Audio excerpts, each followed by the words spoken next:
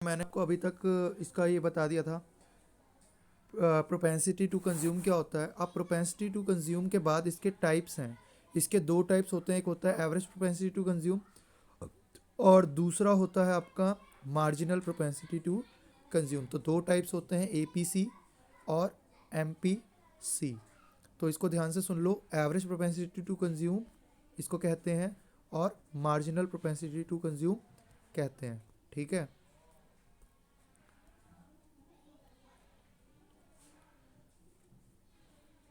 अब एपीसी होता क्या है? एपीसी, थोड़ी देर पहले मैंने आपको कंजम्पशन और इनकम का रिलेशन करके बताया था कि प्रोपेंसिटी टू कंज्यूम होता है, कुछ उसी तरीके से ये भी है। इसमें एवरेज होता है। एवरेज मतलब refers to the ratio, APC refers to the ratio of consumption expenditure to the corresponding level of income. जितना आपका खर्चा है उसके प्रोपोर्शन में जितनी आपकी इनकम है, इस चीज़ को बोलते हैं क्या? एपीसी। क्या बोलते हैं इसको? Average propensity to consume. ठीक है।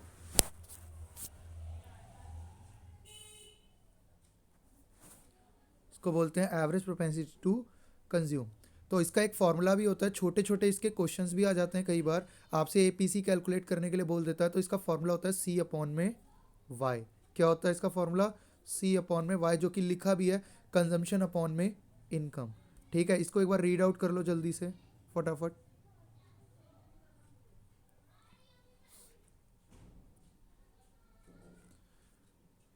ठीक है, अब इसकी टेबल देखो जरा, समझ में आ गया ना सबको एपीसी क्या होता है? अब इसकी टेबल देखो।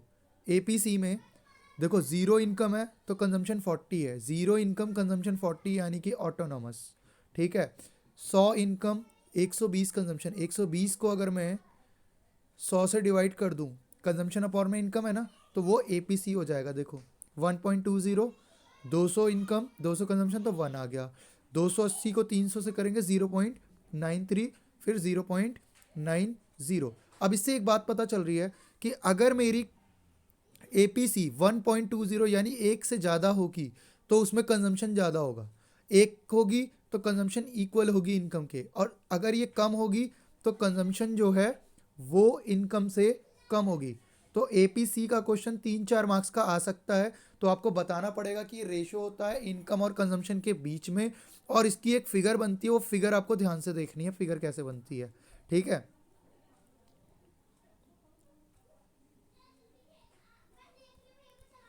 फिगर में देखो क्या है। फिगर में सबसे पहले नीचे इनकम दिया हुआ है, मतलब एक्स एक्सिस पे इनकम ले लेना। हमेशा याद रखो, पूरे चैप्टर में कोई भी फिगर बनाओ, नीचे इनकम आएगा, कंजम्पशन वाई एक्सिस पे आ जाएगी। ठीक है, वाई एक्सिस पे आपकी कंजम्पशन आ जाएगी। अब आपको पता है कि कंजम्पशन ऊपर से स्टार्ट होता है स्ट्रेट, ये देखो। ठीक है, अब मैंने यहाँ से एक पॉइंट उठा लिया कंजम्पशन के लिए, ये वाला पॉइंट जो है इसके पैरेलल है, ये कंजम्पशन को रिप्रेजेंट कर रहा है।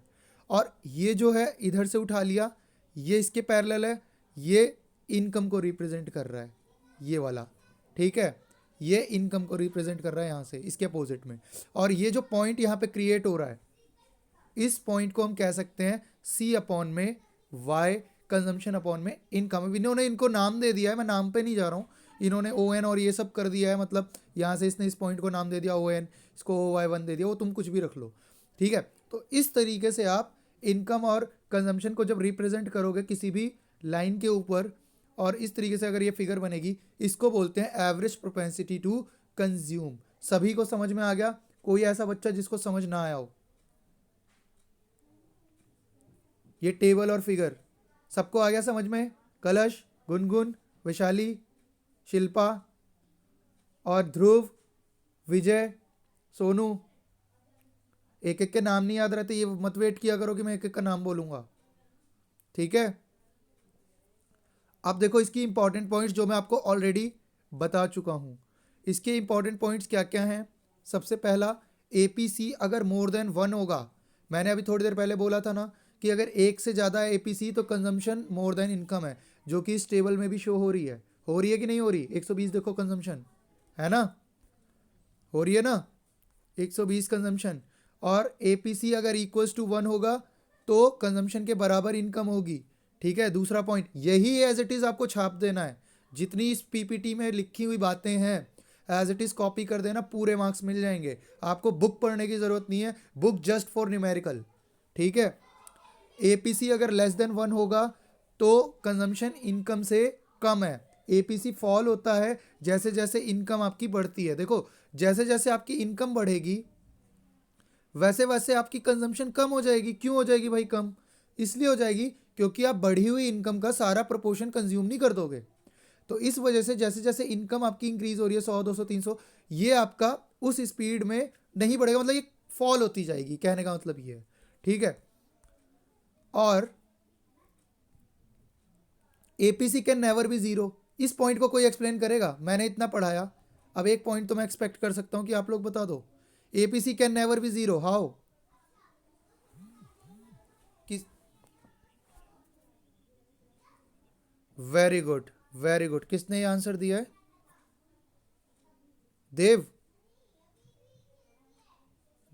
देव आप बोल रहे थे अभी, बोल कौन रहा था ये तो बता दो भाई। APC can never be zero, क्योंकि हम कुछ ना कुछ कंज्यूम करते हैं, इस वजह से वो जीरो नहीं होगा। ठीक है, अगला पॉइंट, एमपीसी। एमपीसी किसको बोलते हैं? Marginal propensity to consume. देखो, मैंने आपको एक चीज़ बताई थी कि मार्जिनल वर्ड कभी भी इकोनॉमिक्स में आ जाता है उसका मतलब एडिशनल होता है। क्या होता है? एडिशनल। जितना आप एक्स्ट्रा चीज़ें कुछ भी ऐड कर रहे हो वो। तो MPC refers to ratio of change in consumption expenditure to total income. जितना चेंज हमारे कंजम्पशन में आया उसके इनकम के कंपैरिजन में। चेंज, मैं चेंज बोल रहा हूँ बार बार, चेंज को ट्रायंगल से भी डिनोट करते हैं। तो डेल्टा सी अपॉन में डेल्टा वाई अगर हुआ, डेल्टा सी अपॉन में डेल्टा वाई अगर हुआ, जैसा कि यहाँ दिख रहा है। ठीक है,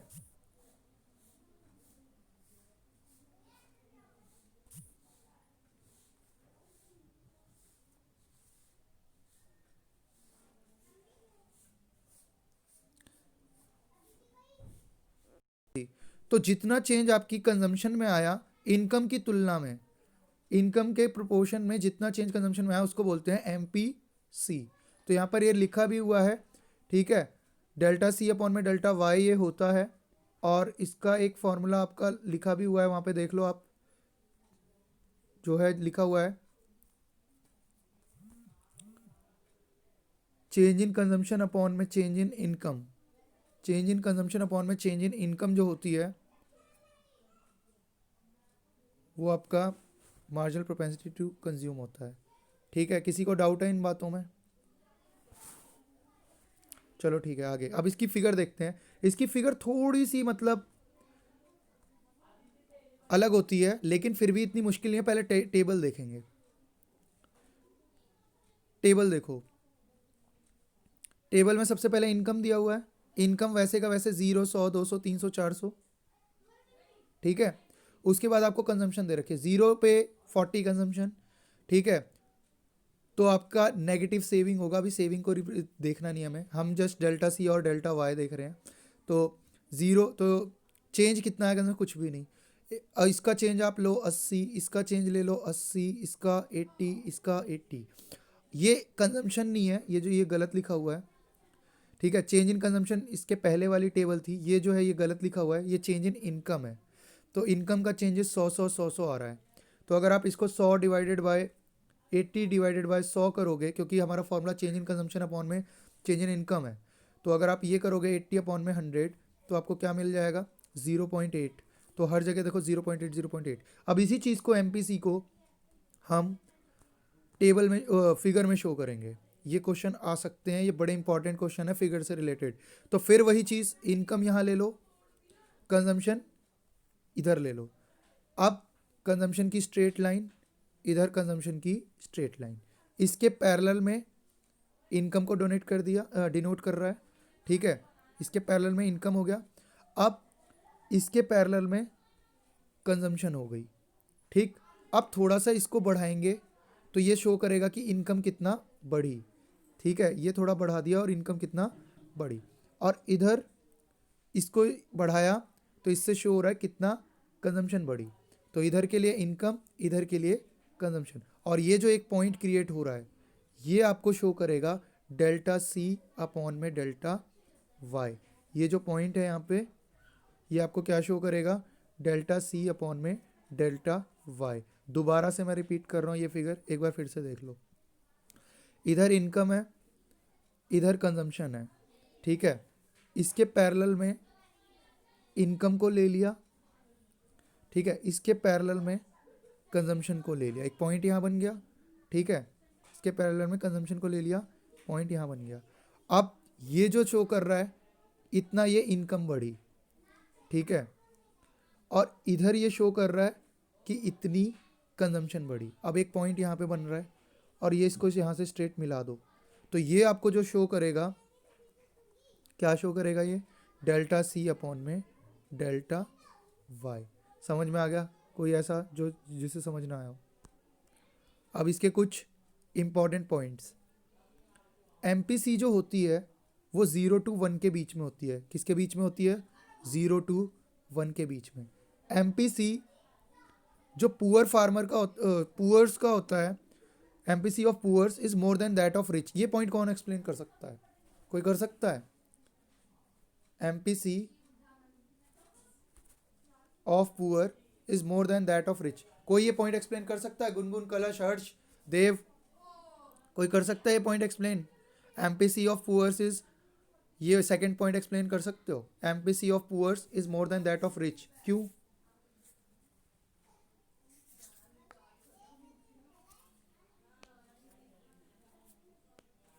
वेरी गुड,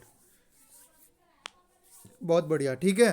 तो delta C upon delta Y formula होता है ना भाई, तो ये जो है इसका मतलब ये हुआ कि delta C upon delta Y का मतलब ये हुआ कि जो गरीब होते हैं वो अपनी बढ़ी हुई इनकम का ज़्यादा प्रपोर्शन कंजम्पशन में करते हैं, और ये रीज़न है कि उनका एमपीसी ज़्यादा आएगा रिच के कंपैरिजन में। समझ में आ गई बात? और एमपीसी फॉल करती है जैसे जैसे हमारी इनकम बढ़ेगी, वैसे वैसे नॉर्मली अगर मैं बात करूँ तो एमपीसी डाउन होगी। क्यों डाउन होगी? क्योंकि बढ़ी हुई इनकम का सारा पोर्शन आप कंज्यूम नहीं कर जाते। अगर आपकी इनकम मान लो 10,000 से 15,000 हो गई, तो ये नहीं कि 5,000 और बढ़े तो आप सारे सारे पैसे खर्च करने में लगा दोगे, ठीक है, या कंज्यूम कर लोगे, तो वो चीज़। अब हम आ जाते हैं सेविंग फंक्शन पे। ये आपकी आधे से ज़्यादा यूनिट ख़त्म होने वाली है आज। समझ में आ रही है बात? तो इसलिए इसको ध्यान से सुन लो, इसको दोबारा मैं ये पूरी, ठीक है, पीपीटी भेज दूंगा अभी, ठीक है। सेविंग फंक्शन क्या होता है? सेविंग फंक्शन, जैसे हमने अभी कंजम्पशन फंक्शन पढ़ा था, प्रोपेंसिटी टू कंज्यूम बोलते हैं उसको, सेविंग फंक्शन है उसको प्रोपेंसिटी टू सेव कहते हैं। जितना भी पोर्शन आप कंज्यूम करते हो, जितना भी पोर्शन, सॉरी, आप सेव करते हो इनकम का, जितना भी पोर्शन आप इनकम का सेव करते हो उसको बोलते हैं सेविंग फंक्शन। यानी कि saving function refers to the functional relationship between saving and national income, that is called saving function. Okay, मेरे को टाइम बता देना एक बार, अगर टाइम हो जाए तो। कितने बजे क्लास ओवर होनी है?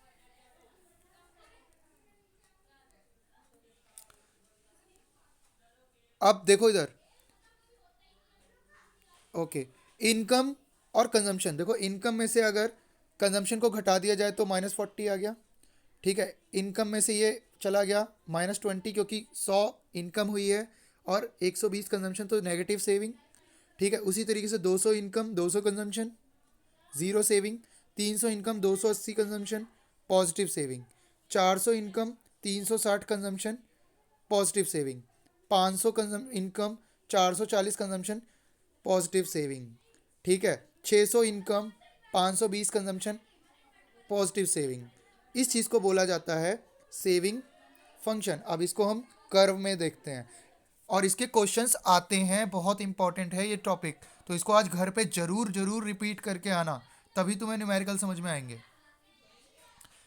सेविंग कर्व, सेविंग कर्व देखो भाई, अब यहाँ पे मैं इनकम को शो नहीं कर रहा हूँ, जस्ट ये इनकम यहाँ पे है और सेविंग यहाँ पे है। आपने टेबल में देखा कि,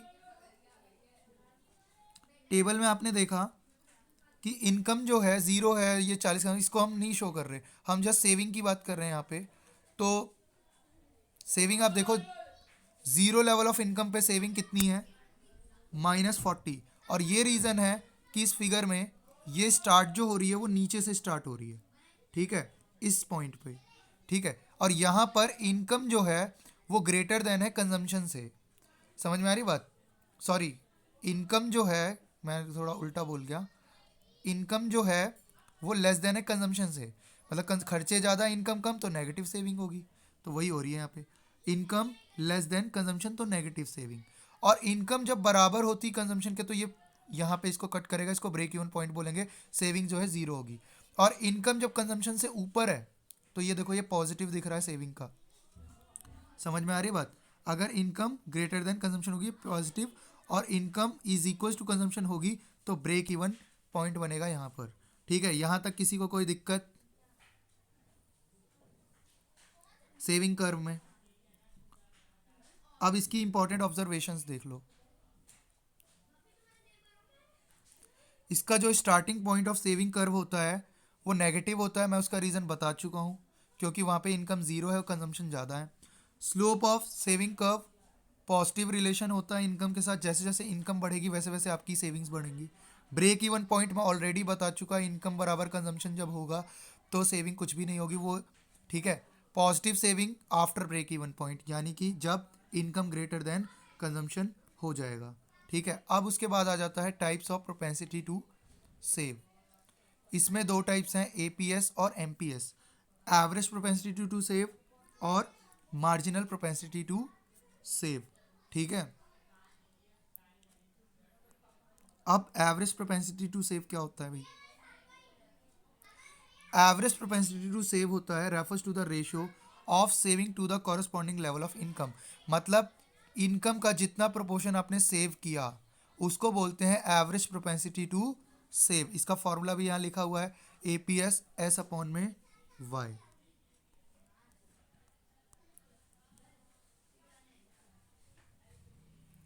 अब ये टेबल देखो, इस टेबल में भी यही है कि इनकम ये दे रखी है 40 बाय ये तो कुछ भी नहीं आएगा। ठीक है, इसको इससे करोगे 0.2, ठीक है, इसको इससे करोगे 0 आएगा, इसको इससे करोगे 0.67 आएगा, इसको इससे करोगे 0.10 आएगा। ठीक है, तो इसको अब हम टेबल में देखेंगे, सॉरी फिगर में देखेंगे, जैसे सी अपॉन वाई किया था ना उसी तरीके से। तो सेविंग आपको पता है कि ये इनकम वाला पार्ट यहाँ पे ये लाइन जा रही है, सेविंग आपकी यहाँ नीचे से स्टार्ट होती है। ठीक है, और ये वाला पोर्शन फिर अगेन सेविंग नीचे से स्टार्ट होती है, ये इनकम की लाइन है, अगेन इसके पैरेलल में इनकम है और इसके पैरेलल में वहाँ कंजम्पशन थी, यहाँ पे सेविंग है, और ये पॉइंट आपको रिप्रेजेंट करता है एस अपॉन वाई को। किसी को अगर कोई डाउट है तो फिर से बोल सकता है अगर ना समझ में आया। ठीक है, फिर से रिपीट कर रहा हूँ, एक बार देख लो। यहाँ पे इसके पैरेलल में इनकम है, इसके पैरेलल में सेविंग है। ठीक है, और ये पॉइंट एस अपॉन वाई है, और आपको पता है ये नीचे से स्टार्ट होती है। ठीक है,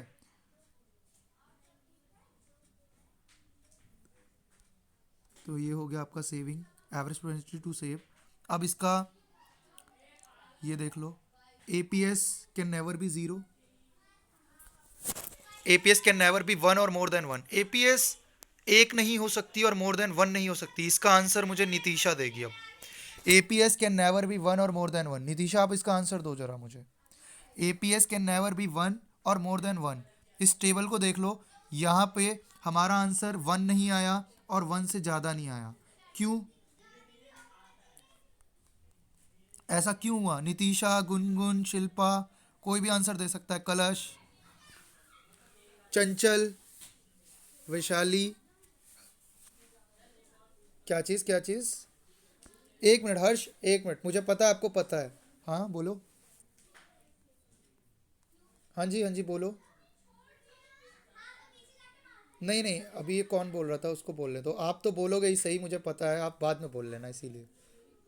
ठीक है, मोर देन वन नहीं हो सकती, उसका रीज़न सुन लो ध्यान से। इनकम, इसका फॉर्मूला क्या है? सेविंग अपॉन में इनकम, कभी भी सेविंग जो है इनकम से ज़्यादा नहीं होगी, और ये रीज़न है कि कभी और ना बराबर होगी, तो इस वजह से हमारा आंसर कभी भी वन नहीं आ सकता और वन से ज़्यादा नहीं आ सकता। वन से ज़्यादा आने का मतलब जानते हो क्या हुआ? कि इनकम से सेविंग ज़्यादा हुई हो, ऐसा क्या रियलिटी में पॉसिबल है? नहीं है, इसी वजह से ठीक है ये मोर देन वन या वन नहीं हो सकता। ठीक है, दूसरा point, APS can be zero, APS zero हो सकता है, बिल्कुल हो सकता है। अगर आपकी कंजम्पशन ज्यादा हो जाए और इनकम कम है तो एपीएस जीरो हो सकता है जी। APS can be zero, yes, APS zero हो सकता है, क्योंकि अगर इनकम बराबर है कंजम्पशन के, नहीं, इनकम बराबर कंजम्पशन नहीं है यहाँ पे। आपका जीरो ये तब होगा, टेबल में देखो एक बार, नहीं टेबल में दिखा देता हूँ, टेबल में देखो। हाँ हाँ बिल्कुल, इनकम के बराबर अगर आपकी कंजम्पशन हो जाएगी तो फिर जीरो सेविंग होगी, ठीक है। और एपीएस कैन बी नेगेटिव, ये तो आपको पता ही है कि नेगेटिव आंसर आ सकता है, ठीक है। तो एपीएस नेगेटिव हो ही सकती है, वो डिस सेविंग वाला पार्ट है, ठीक है। APS rise with increase in income, जैसे जैसे आपकी सेविंग्स इनकम बढ़ेगी, कंजम्पशन खर्चे कम होंगे, तो एवरेज प्रोपेंसिटी टू सेव जो है वो आपकी राइज करेगी। समझ में आ रही है बात, बढ़ेगा, ठीक है। इन चीज़ों को, ये कोई ऐसी खतरनाक चीज़ें नहीं है कहीं तुम लोग ये सोचो कि बहुत ही डेंजर चीज़ मैं बता रहा हूँ, ऐसा कुछ नहीं है। दोबारा इस स्लाइड को पढ़ लेना एक बार आज, ठीक है। अब है मार्जिनल प्रोपेंसिटी टू सेव, ये क्या होती है? Refers to the ratio of change in savings upon में चेंज इन इनकम। जितना सेविंग्स में चेंज आया उसकी तुलना में जितना जितना इनकम के प्रोपोर्शन में सेविंग्स में चेंज आया, सेम एमपीसी की तरह, उसको बोलते हैं मार्जिनल प्रोपेंसिटी टू सेव, ठीक है। अब इसका टेबल देखो, इसमें क्या है, देखो ये इनकम है, ये सेविंग्स है, ठीक है। और चेंज इन सेविंग्स देखो, 40 और 20 का डिफरेंस 40, 20, फिर 20, फिर 20, फिर 20। इसी तरीके से इनकम का लिया हुआ है, ये 20, 20 हो गया इसका डिफरेंस। फिर ऐसे ही इनकम का लिया है 0 से 100, 100 से 200, 200 से 300, तो इसका डिफरेंस भी 100, 100, 100 आ गया। इसको अगर हम 20/100 कर दिया 0.2, ठीक है, 20/100 कर दिया, ये 0.2, 0.2 आ गया। अब इसकी फिगर,